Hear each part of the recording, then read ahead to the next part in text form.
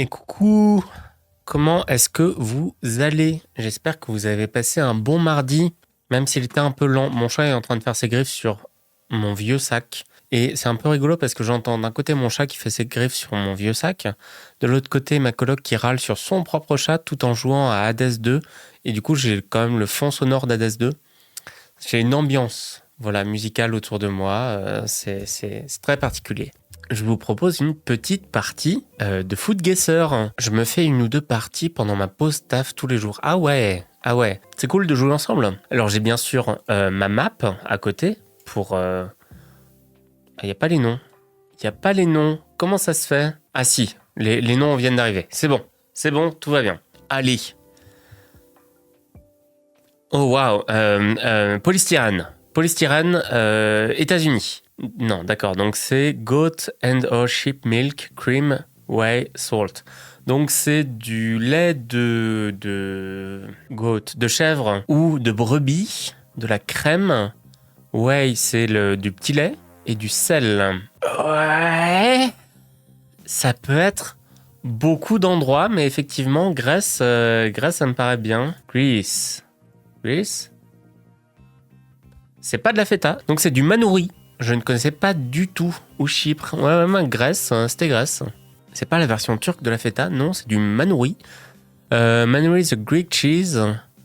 Donc c'est fait essentiellement au centre et au nord de la Grèce. Donc, ouais, bon, en vrai, yum. C'est du fromage de chèvre. Qu'est-ce qu'il n'y a pas à aimer là-dedans? Oh. Une saucisse avec... Ah ouais, mais fallait pas mettre cette image. Sausage roll. The nation's favorite. Évidemment, saucisse briochée ratée. Non, mais... Enfin, donc on a de la puff pastry, c'est une pâte levée. Enfin, c'est de la pâte feuilletée, pardon. Du porc haché, des breadcrumbs, de chapelure, des œufs, des oignons, de l'ail, de la sauce Worcestershire, du sel et du poivre. Nous sommes donc en Angleterre. Origine Ankh-Morpork. J'aime beaucoup la référence. Et ben, c'est pas un friand, c'est un roulé à la saucisse. Ça n'a rien à voir, voilà. Les saucisses dans un petit pain. Ouais, mais là, c'est pas un petit pain, tu vois. Mais c'est anglais. C'est très, très, très britannique, ça. Bon, après, il y a aussi ça, où on voit littéralement que ça coûte 80 pence à emporter, et ça s'appelle un sausage roll, et qu'il y a marqué The Nation's Favorite. J'aurais dit allemand. Non, c'est british, ça. Les Allemands, ils ont pas tendance à mettre des trucs dans des trucs. Ça n'a rien à voir, exactement. C'est complètement différent. Ou genre polonais. Mais ok, les british. Bah non, en fait, la pâte feuilletée où il y a juste rien, à part la saucisse dedans, tu vois, genre, les Polonais ou les Allemands, ils auraient trouvé un assaisonnement, une sauce pour aller avec, genre des champignons ou un truc, tu vois, pas juste une saucisse dans de la pâte feuilletée. Ah si. C'est un cylindre de riz. De riz glutinous, gluant, du lait de coco, du sel, feuilles de banane, du bambou, de l'eau. Alors l'eau est... Ah non, pandan leaves. Oh, ça sent l'Inde, ça. Ça sent l'Inde, quand même. Ça sent beaucoup l'Inde, hein. Inde, Pakistan, Asie du Sud-Est, ouais. Le pandan est un gros... Ah, Indonésie. Indonésie. Eh ben, bravo. Oui, Brunei et Malaisie aussi. Ah, moi, j'aurais dit indien, mais je vous fais confiance, GG, bravo. Bravo à vous. La photo est floue. Donc, on a du poisson, des oignons, des tomates... du poivron, des patates, du persil, de l'huile d'olive, de l'ail, du vin blanc, bay leaf, ok, on est en Europe, paprika, bay, c'est... ouais, le pandan, c'est le point marquant. Moi, j'étais persuadé que... c'est le laurier, merci Fran. J'étais persuadé que le pandan, c'était aussi en Inde, mais ok. Du coup, ouais, il y a du laurier. Le laurier, ça sonne très Europe. De toute façon... tomate, patate, persil, Laurier, on est quand même très très... Donc c'est un exemple de l'amour de ce pays pour the fresh seafood, donc les trucs de la mer.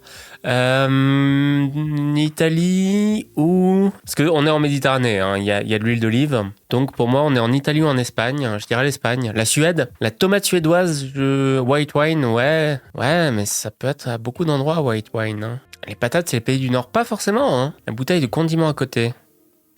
Roumanie. Intéressant la Roumanie. Les patates, c'est pas mal Espagne et Portugal. C'est vrai, mais pour moi, c'est très espagnol. Hein. On est sur un truc qui ressemble un peu à une paella. Il y a du riz aussi. Je vais tester Espagne.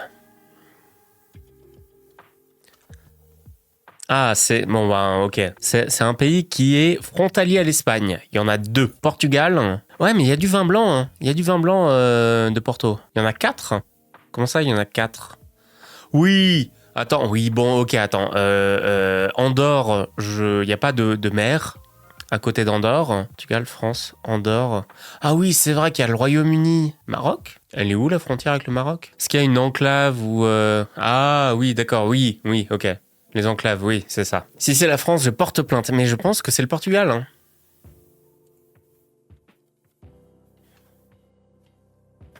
Eh oui, si c'est la France... Ben non, ce n'est pas la France, c'était le Portugal. C'est une caldeirada. Caldeirada, c'est un stew, c'est un ragoût que les gens apprécient depuis des siècles. En vrai, j'aime pas le poisson, mais je comprends le truc. Un pain plat, tortilla, cheese, pork meat. Il y a de l'ananas, de l'avocat. Ananas avocat avec cilantro, c'est... Purée, j'en perds... Pizza. Nearly. Cuba. Non, moi j'aurais dit coriandre, merci. J'aurais dit... Ah, ça sent les US. Moi j'aurais dit Mexico. Mexique. Le porc... Ah, j'ai oublié le nom. Il y a une recette de porc Tex-Mex. Mais l'ananas dans la cuisine mexicaine. Ouais. Al pastor, merci. Je vous préviens, je suis très au ralenti aujourd'hui. J'ai cavalé dans tous les sens aujourd'hui, donc j'ai du mal. Voilà, j'ai du mal ce soir. C'est écrit juste en dessous, j'ai aucun mérite. Ah oui, merci. Ok. Ben voilà. Bon, je teste Mexique. Sinon, les USA, ouais. Tada! Et oui, il y a de l'ananas dans la bouffe. Comme un Magic Reading the Card, Explain the Cards. Mais ouais, il y a de l'ananas dans la bouffe mexicaine. Ce qui est pas très étonnant, hein. L'influence US est quand même assez forte sur le Mexique. Mais au-delà de ça, l'ananas a été pendant longtemps exploité à Cuba, non, à Hawaï. Mais ça a été exploité à Hawaï parce que c'était le fruit le plus cher du monde. L'ananas, c'était un truc de luxe, quoi. À tel point qu'à une période, on pouvait louer un ananas pour les soirées, pas pour le manger. Hein. Tu louais l'ananas juste pour montrer que tu pouvais avoir un ananas, quoi. Et elles font des pizzas, donc. Fais gaffe. Je sais pas où t'habites, mais fais gaffe. Mais du coup, oui, l'ananas n'est pas du tout originaire d'Hawaï. L'ananas, c'est sud-américain, il me semble. Hein. Attendez. On va chercher. Il y a Amérique du Sud, c'est ça. C'est bien originaire d'Amérique du Sud. Plus spécifiquement du Paraguay, du nord-est de l'Argentine et sud du Brésil. C'est en réalité un fruit multiple. Et oui. Et tu veux voir mon ananas, mais premier degré, hein. Pendant longtemps, c'était un truc genre... Alors pourquoi ces glandus d'anglophones ont décidé d'appeler ça pineapple? Parce que ça ressemblait à une pomme de pin. Et en vrai... Il y a un truc, parce qu'on l'a sursélectionné, voilà, mais il y avait un truc où ça ressemblait plus à une pomme de pin. Maintenant, plus du tout. Mais à une période, si, ça ressemblait dans la nature, sans qu'on ait une sursélection pour que le fruit soit plus gros, plus juteux, etc. Dans la nature, ça ressemblait plus à une pomme de pin. Vous remplissez le réservoir avant de rendre votre ananas de location. Écoute, c'était d'autres siècles. On les a forcés à ne décider du nom qu'en touchant des pommes de pin et les ananas, ou parce que bon... Mais non, mais... Oh, c'est pas ça. Et si, il y a un truc, je vois le truc, je ne suis pas d'accord, mais je vois le truc, quoi. Si tu ne sais pas à quoi ressemble un ananas et que tu dois le décrire, tu peux te dire genre, c'est de loin, quoi. Le chat est contestataire ce soir, oui. C'est un peu comme une grosse pomme de pin, mais pleine. mais genre juste visuellement. Tu vas essayer de décrire visuellement le truc. Je peux le voir. Je ne suis pas d'accord, mais je peux le voir. Après, si on pousse plus loin, quel est le glandu qui a trouvé qu'une pomme de pin ressemblait à une pomme? En fait, pour une raison très simple, c'est que pendant longtemps, le mot pomme désignait juste le fruit. Pomme, c'était un fruit, quoi. Une pomme, c'était un fruit à la con, quoi. Tu désignais la pomme, c'était le fruit. Enfin, les tomates, pomodoro, c'est voilà, des pommes d'amour. Parce que pomme, pendant longtemps, enfin, pas pendant longtemps, mais il y a eu un moment où le mot pomme désignait le fruit. C'était un maître étalon, la pomme, en fait. Tout à fait. La grenade, c'était une pomme aussi. Enfin, bon, bref, il y a un truc comme ça. Je comprends, mais n'excuse pas, c'est ça. À la limite, un ananas ressemble plus à une pomme qu'une pomme de pin. Sur Terre 2 peut-être, mais pas dans cet univers. Oh, tout de suite. Les Mexicains ont fait à bouffer avec des ananas. Et ça existe toujours dans la culture locale de faire à bouffer avec des ananas. Parce que ça ne vient pas des USA. Faut qu'on fasse une tier list des fruits et tu les classes uniquement selon leur ressemblance à une pomme étalon. On fera ça le 1er avril. Et c'est un peu rigolo parce que le tortilla, là, s'appelle une gringas. Donc, vous étiez pas loin avec les USA, mais non. Faut déjà décider quelle pomme a le plus haut score de pommes. La Golden. La Golden qui, je crois d'ailleurs, j'avais lu un papier il y a longtemps, donc ça a peut-être évolué depuis, que c'était un des végétaux avec la plus grande diversité génétique qui existe. Écoute, c'est un standard. Qu'on le veuille ou non, la Golden, c'est un standard. On va pas prendre la Rubinette, elle est trop petite.